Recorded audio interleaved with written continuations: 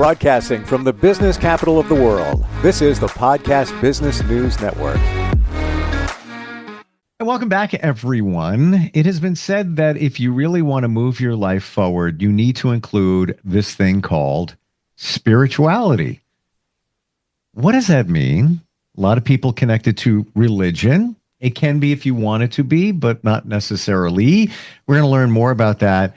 Lots more to talk about today. And we're going to start with somebody who has been with us a number of times in the past. She is a doctor of naturopathy, certified body talk trainer, and practitioner. She's also a certified nutritional counselor, master herbalist, and she's very spiritual. Dr. Jacquilen Tomas Ali joins us once again. How are you doing?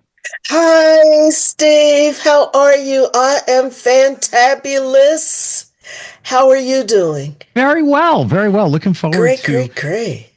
Talking with you and somebody you brought to the party. Who do we have? Yes, I'd like to introduce to you Chaplain Jan Collins. And she will share with you what resonates in her heart. And feel free to ask questions, take things to the level that works for you, because she's opened in that way where she can work with and talk with many different people from different backgrounds and so forth. Jan, welcome. How are you? Thank you so much. I'm doing very well. Thank you. Appreciate the opportunity to be here. And thank you, Jacquilen. I hope I live up to that. Lots to learn. Before we even get going here, Jan, how are you connected with Dr. Jackie? Crossed her through some other person as a body talk practitioner. Oh, okay. Wonderful. And it's just been wonderful assistance in my life. And your life includes emotional and spiritual support for people going through challenges. You offer strength and direction. And I want to get right to where we started here today, this thing called spirituality. How do you define it? Well, as you said, it's tough to define. To me, it's more something you try to get the essence of. I don't know, you can put it into words. To me, it's like that intangible energy, intangible force in us. Kind of like what I call, our spirit, our passion.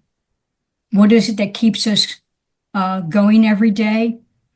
Like my spirit keeps me going, regardless of what's going on. I find a way to keep going. So I often see that as being connected to like what we love, like our passion.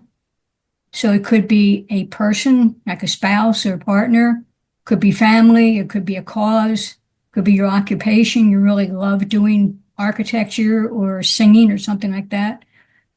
So to me, you're connecting with your spirit when you're doing that, your essence, what it is that really keeps you going and pushes you forward.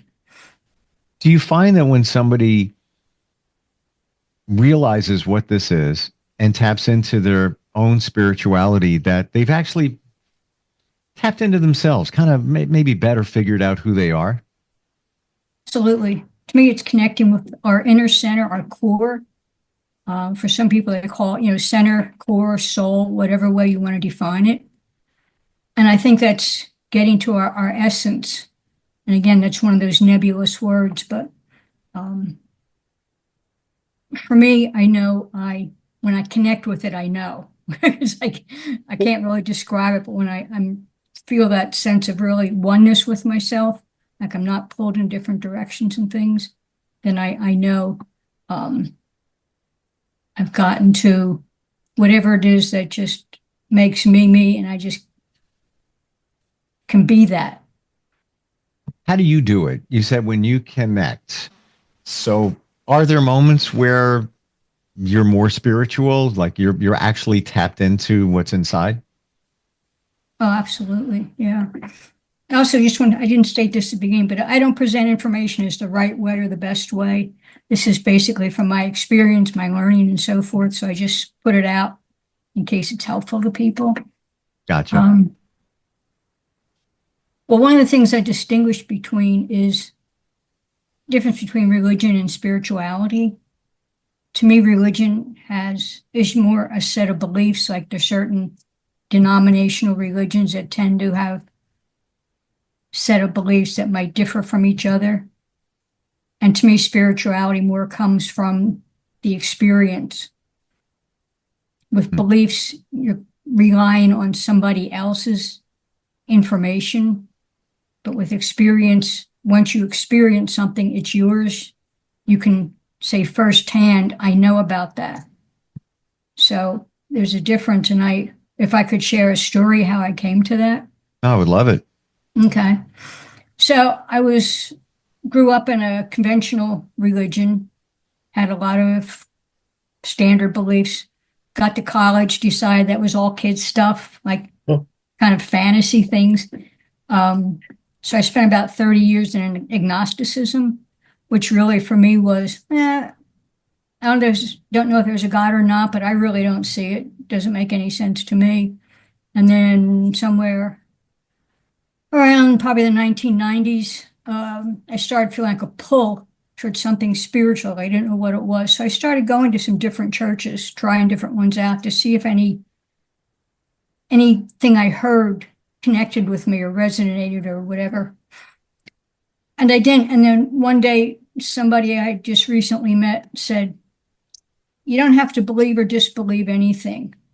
All you have to do is be open to the possibility there's a loving presence waiting to minister to you. And that was like, wow, I never heard anything like that. So sometime after that, when I worked up my courage, because this was kind of scary to me, I sat down and I said, okay, if there's anything or anybody out there I'd like to know and I could use some help. And I wasn't trying to challenge whatever. It was like, I really would like to know. So within a couple of weeks, things just started happening.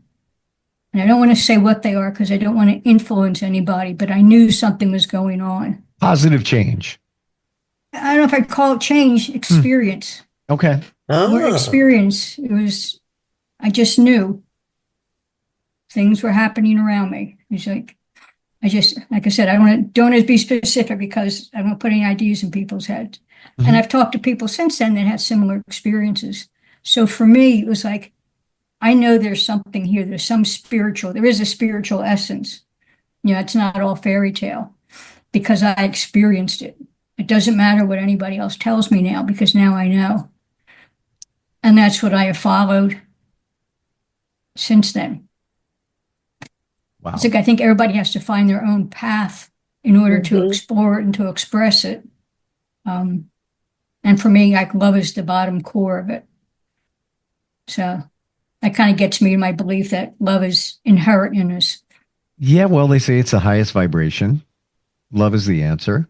And isn't it in the Bible? Not going religious here. I'm just stating a fact that it says, ask and you shall receive.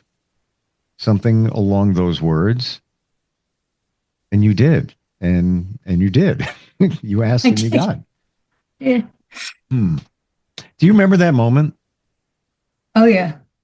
But it's interesting. You said ask and you shall receive. And this was like a great experience last night. There's a struggling with some difficulty going on in the outer world. And I'm like, okay, how am I going to handle this? I don't know how to handle this. So I tuned into, there's like a program spiritually oriented, and I put a question in, how do I handle this? I need some guidance. Half hour, come out of the program. I just started hearing this thing inside, and it just, yeah, that's good. That's it. It was like, I just got instant answer. It was like,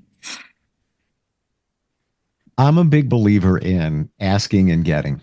Mm-hmm. And I've done what you've done. I haven't felt that presence thus far. Maybe I haven't then realized it. And then there are some that will say there are spirit guides around us and ask for them to reveal themselves and, call them angels, whatever you want to call them, that they're there to pilot us, help us along the way, give us direction. Kind of sounds like what you did. Like, do you believe at that moment that was a God or that was God that was presenting to you? I can't really define it. Okay. I mean, I knew there was something. Undeniable. Yeah, it was undeniable. Wow. You support people through very difficult times as a chaplain, correct? Correct. And counselor. And counselor. Mhm. Where did you pivot in that direction? Where did it come to you that, yeah, this is what I'm going to do? Umpteen years ago, when I was going through some difficulties of my own, went to see my chiropractor, and he said, whatever you're dealing with, see it come out good. Don't worry about it. Don't angst about it. Just see it coming out good. It's much easier on your body that way. And that was the first time I had anybody tell me that what I thought and what I felt affected my body. And then a little while after that, I was taking a walk. There was a beautiful sunset. It was like all this beauty was around me, and I could just feel my body and my spirit expanding. It was very expansive, and my body felt so relaxed. And all that got me to the sense of, to me, the body is telling me that love is inherent, because if you remember how you feel like when you feel loving, towards a spouse or a puppy or something, and I usually tell people, focus on that for like half a minute. Just put them in your vision, and often the body starts feeling relaxed or warm or soft. And if you think what you feel like when you're angry or worried or upset, the body's tight, you get stomach acid, might get a headache. So to me, the body is saying, stay out of that negative stuff as much as you can, because the positive stuff is what we like, which to me is like, positive, which is bottom line to me is loving. So from that, I just got to the whole sense of, medical research to me confirms that when it says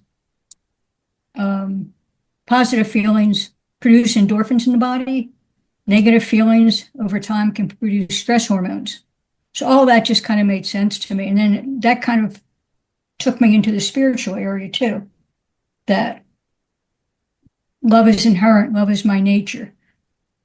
If I'm connecting with love, I'm connecting with the essence. There's a divine source, and a divine source is loving. So that connects me with that.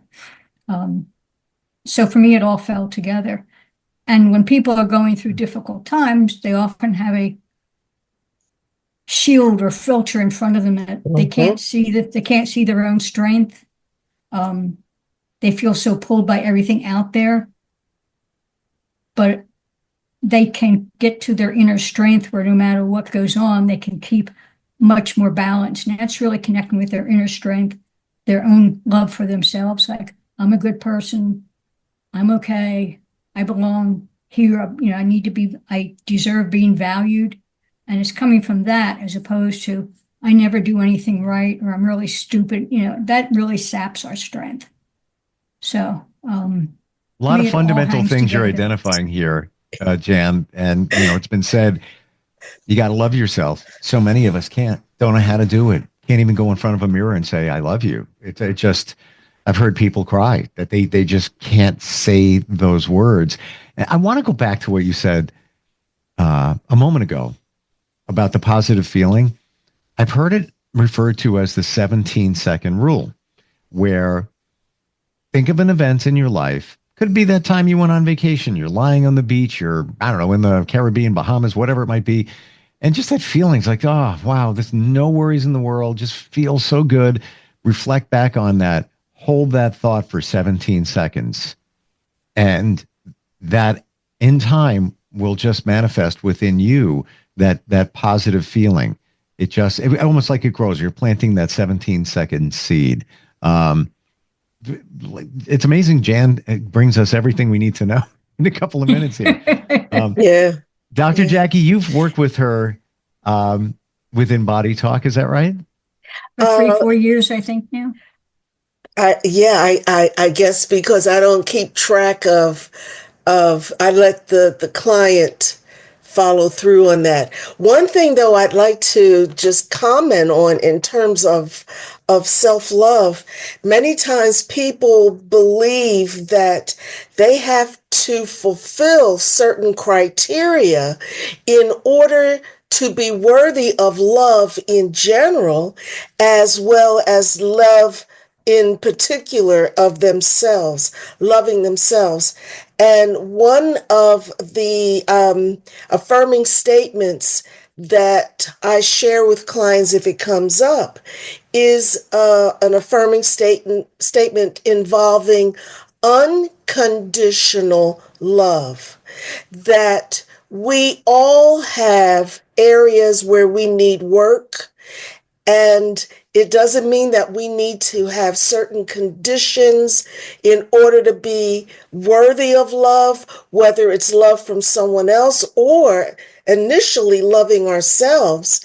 But it's a matter of recognizing that we are worthy, unconditional love, and that we are in an ongoing process of growing, developing, and elevating our being. Is it true that love is the ultimate? That, the highest vibration, that's what we should strive for? That's what I believe, yes. What do you think, Jan? Absolutely. To me, that's where we connect with our inner core. And I just wanted to add one example about the unconditional love that maybe people could relate to. Conditional love is, I'll love myself after I lose 10 pounds. Yeah. Unconditional love is, I'll love myself through the process, and whether or not I lose the 10 pounds, I still love myself. Yes. Yeah. I once, it was like a year ago, but it was a wake up for me. So many of us will look in the mirror and we'll be like, oh, what is that? When did that pop up there? What's going on over there? I do it myself. And then once I was at the gym, and they have, the large mirrors. And when I looked at the total sum, if you will, I was like, oh, you're not that bad after all. You're actually pretty good person there. Instead of focusing pretty on one handsome, thing. huh? I don't know about that, but just looking at the whole, us, everything we have to offer, inside, outside, all of us. But we don't, right? We focus on one thing and we get stuck on that one thing or two or whatever it might be. When you talk about the mirror, that's one of my kind of a litmus test for people is when you look in the mirror, what do you say to yourself? Yeah. And if you say you're old, you're fat, you're ugly, pay attention to how you feel inside. It's like, what are you doing and what does it do to you? And then try to change it to something positive, like, I like your smile, or thank you for taking the trash out last night. Say something positive. I appreciate you. See how that feels inside. And my guess is you'll see a difference. So if most of the day you're criticizing yourself and you feel down, one of the reasons is that you're criticizing yourself and putting yourself down. Yes. It's really pay attention to that. Yes. Yeah, well, we talk about body talk, and that is, and if you want to know precisely what that is, look back at some podcasts that Dr. Jackie and I have done. Your body is telling you things. It doesn't lie. The reverse of that is you're telling your body things, i.e., I'm fat, I'm this, I'm that. Now your body's going to react to it, whether you think it is or not. It is in many different ways. And if you keep telling yourself that, I feel horrible, I'm sick, I'm always tired, I'm this, I'm that, I'm like, your body's going to say, oh, yeah, we are. That's what we're going to do. I'm going to give you more of that. Let's keep you sick. Let's keep you, in stress. Let's do all of that. Yes. The chaplain side. You're creating that for yourself. You're creating that, right? Just like what our parents used to say: "Be careful what you ask for." It's exactly true. You're gonna get it. That's how it works. Your body's always listening to you. So, as a chaplain, you've had to deal with some challenging situations involving others. How do you find that strength when you can be overcome by grief or whatever it might be? Where do you find it to support somebody else? Good question, Steve. Yeah. Wow. So I say I'm here for a purpose. I see this person going through a great difficulty. I see life as kind of learning experiences that we sometimes put ourselves into by our choices. And then they give us an opportunity to learn things, and trusting that there's a highest good going on, that there's a friend of mine years ago was diagnosed with breast cancer, and she had to go through all the chemo and everything. And she was starting to get, all going through all the angst and stuff. And then she caught herself, and said she's in the chemotherapy room, and she started meeting a lot of people there because they would see each other often. And she started developing relationships. She started coming out of herself, being kind of a leader. She ended up being interviewed by National News Magazine because of her approach to cancer. So, and the cancer did get cured, or remission, cure, whatever it was. And she said, I came out of this a much better person. Like, it was really hard going through, but I came out of it. And I've read so many stories of people who have gone through, like I know of one who's a quadriplegic. He was a psychologist in this area, and he has on his website, if it took this for me to get to where I am now with my self-knowledge, it was worth it. Wow. Because he said where he was before that was like a car accident. He said he knew, no self-awareness, nothing. Mm-hmm.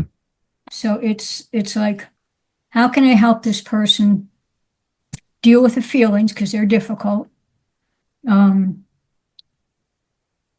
see how can this help them while they're working through the difficult part, is not to see it all as horrible.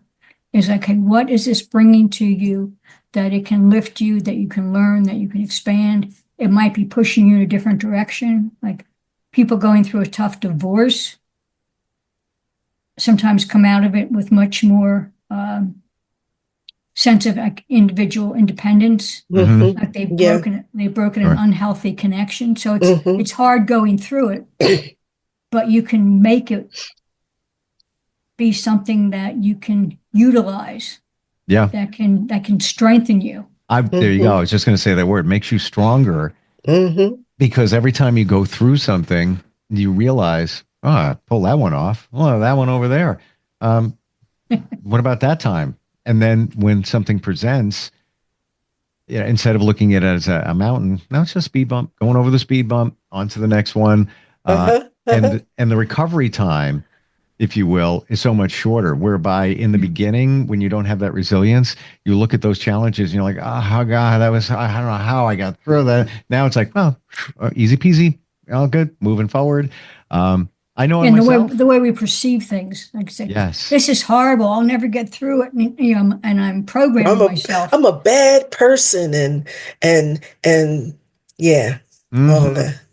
Unforgivable. Let me just throw that in for God. A lot of people think they're unforgivable for things. And I mean, just say my experience, that's not true. Yeah. And one other thing, we're out of time, but maybe for another time, your gut, your intuition, because once I feel you have that resilience and you got through that and that over there, the next one that comes up, you listen to within, whatever, maybe that's your spirituality too, telling you, no, don't worry about that. You're worrying about it. It's all going to be good. I had some health scares, if you will, in the last couple of months. Diagnosis, I'm fine now. Grateful, blessed, all good. Told me certain things, and I was like, I'll be honest with you. 2.5 months ago, I was told I have stage 3 cancer. And for a moment there, I was like, what? But my intuition said, this doesn't seem right. Further testing. I won't even get into the divine intervention, if you will, of how this all came about. And it was wrong. And it was fine. All good. Done. Wow. Yeah. Yeah. Right. But there was a moment there, it was like, and I still remember it, where I was standing, when I was on the phone, I'm like, oh, okay. All right. This is going to be a little bit of a challenge we got coming our way. But then part of me said, that doesn't seem reasonable. And and further testing, PET scan. But I did run into a doctor who told me, "You're good. Don't even worry about it." He didn't even do a test. He just said, "You're good." He's the same one that operated on my mother for the same exact thing. Wow. He showed up when he should have. A whole story there, not even worth getting into, but it's having that faith and maybe the spiritualism. Wonderful talking with both of you. Jan, if somebody wants to connect with you, how do they do that? Oh, my website is the https:// Oh, leave that all out. What's your website? What is it? janschaplaincy.com. JANS chaplaincy.com. Gotcha. And Dr. Jackie, how do we find you?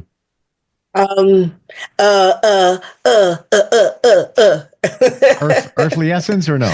Earthly Essence .life. LIFE. earthlyessence.life. Beautiful talking with both of you. Thank you for your insight. I had to do a little something there. Okay, go ahead. Appreciate it all.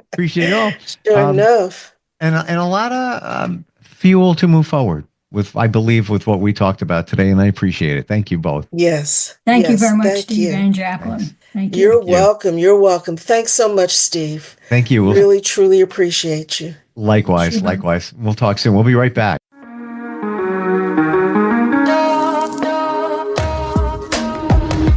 Broadcasting from the business capital of the world, this is the Podcast Business News Network. Adopt US Kids presents Multiple Choice Parenting. Your daughter just had her first breakup. Do you A, put yourself in her shoes? How could he do this to you? And for Sheila, she has split ends. B, console her? Oh, sweetie, this is going to happen a lot. 4, maybe 5 more times before you get married. C, take charge. Got to get this all straightened out. Give a little talking to, man to man, mano a mano. Hey, Steve! Is now a good time? No? Okay, no problem. Bye. Or D, help her find a new boyfriend. I know a great place to meet boys. The internet. Nice, single boys. Never mind. How about some ice cream? As a parent, there are no perfect answers. But you don't have to be perfect to be a perfect parent. Thousands of teens in foster care will love you just the same. For more information on how you can adopt, visit adoptuskids.org. A public service announcement from the U.S. Department of Health and Human Services, Adopt U.S. Kids, and the Ad Council.